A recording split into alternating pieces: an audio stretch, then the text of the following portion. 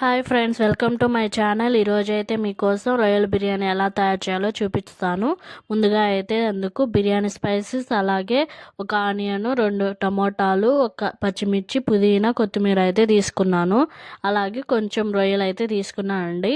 ముందుగా అయితే మనము కుక్కర్లో అయితే నెయ్యి అయితే యాడ్ చేసుకున్నాను. ఇదైతే కుక్కర్లో చేస్తున్నాను. అందులోనే కొద్దిగా ఆయిల్ కూడా యాడ్ చేసుకున్నాను. ఇప్పుడైతే బిర్యానీ స్పైసెస్ అయితే యాడ్ చేసేసానండి. ఇందులోనే తరిగి పెట్టుకున్న సన్నని ఉల్లిపాయలు అయితే యాడ్ చేసుకున్నాను.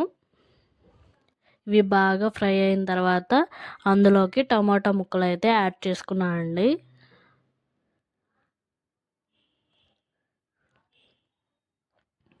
ఇవి బాగా మగ్గిపోయిన తర్వాత అయితే నేను ముందుగా తీసుకున్న కొత్తిమీర, పుదీనా, అలాగే పచ్చిమిర్చి అయితే యాడ్ చేసుకున్నానండి.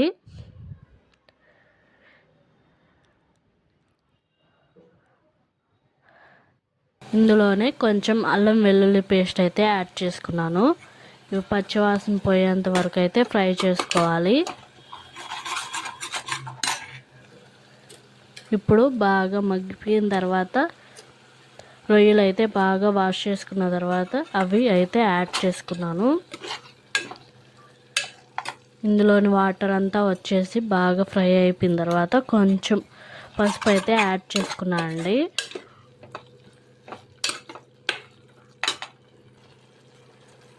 ఇప్పుడు రుచికి తగినంత సాల్ట్, అలాగే కొంచెం ధనియాల పొడి, కొద్దిగా కారం, అలాగే గరం మసాలా అయితే యాడ్ చేసుకున్నానండి. ఈ మసాలాలన్నీ వేగిపోయిన తర్వాత కొద్దిగా పెరుగు అయితే యాడ్ చేసుకున్నాను.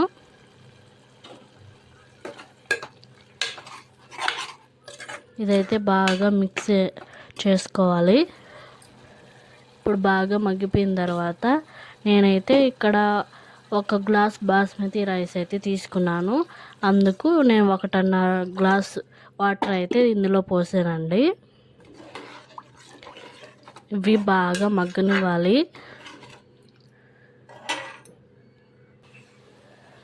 ఇప్పుడు బాగా ఎసరైతే కాగిపోయిందండి. ఇప్పుడు ముందుగా వాష్ చేసి పెట్టుకున్న బాస్మతి రైస్ అయితే తీసుకొని ఇందులో యాడ్ చేసుకున్నాను.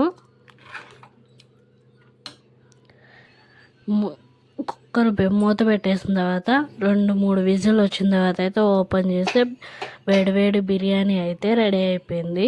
ఇందులో గానర్ అయితే వేసుకొని తింటే టేస్ట్ అయితే సూపర్గా ఉంటుందండి.